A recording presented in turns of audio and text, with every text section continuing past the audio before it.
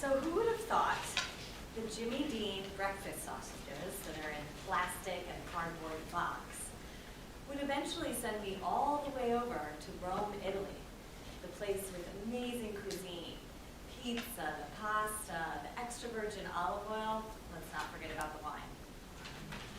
So I had lived in Rome for about 3.5 years, and it was a formidable experience for me. You know, more so than my MBA, more so than my undergraduate degree at the University of Iowa. And the reason is because I came to understand how much power we all have. You know, our lives are shaped by our thoughts. So everything that you thought about today shaped your life to get you here, including getting into that seat. And everything you're going to do moving forward is going to be shaped by your thoughts as well. So speaking of thoughts, has anybody seen the movie Inception? Ooh, some oohs and ahs. Yeah, I'm glad you saw it. Yeah, so the movie Inception, for the rest of you that have not seen the movie, is about somebody having an idea and planting it in the subconscious of somebody else. And then that idea kind of becomes actualized. So when I was working at Sara Lee, I had come back from a trip from Italy, and my coworker said to me, you know, Becky, I didn't even think you were going to come back. And I looked at her and I was like, what are you talking about, not come back? And she was like, yeah, you love Italy so much. I thought you were going to stay over there. The idea was born. So I started looking for a job in Italy. I was relentless. I was up all night till 1 a.m. searching. I had found this quote that said, you're never given a dream without the power to make it come true. You're never given a dream without the power to make it come true. And so when times got tough, that's all I kept thinking. Well, I have this dream, so it's got to happen, right? So I get a call, and I thought about looking at programs for just extra classes, just anything to get me over there. And the president of a university called me, and he said, Becky, I'm sorry we're not having this class, but I was curious, why were you thinking of coming to Rome?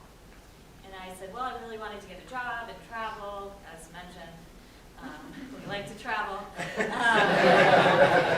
So I basically, kind of gave him the rundown, and he said, would you like to work for us? No interview, nothing. Typical Italian fashion. He saw my CV, saw the credentials he was looking for to help develop his MBA program, and brought me over to Italy. So the experience was an amazing one. I mean, it was literally, what I found out before I found out that it was amazing was one thing, which was how little the pay was. They call themselves a 1,000-euro generation, and that is because they make 1,000 euros a month there, more or less. So luckily I'm an American and had some negotiating skills, so I got myself a little higher than that, but definitely knew I was going over there with an empty wallet. But once I got over there, it was every morning I could open up my shutters and be like, another beautiful day in Rome. And I would say that, whether it was at work or at home, that was what was going on. And my roommate at the time was basically the social chair of Rome. So little did I know I'd be going on sailboating trips and traveling to the southern parts of Italy. It was amazing. And of course, Italy's about the cuisine, right? So we lived above a restaurant. The restaurant owner, Paola, was in her 60s. She's a tough little Italian cookie. And she basically, when I first met her, she would greet me outside and say, ciao, americana, ciao, americana. And that's like, she would never use my name. That's like us going like, hey, Italian, how you doing, Italian? Like 3 months. I was like, okay. I was determined to kind of break down her exterior wall.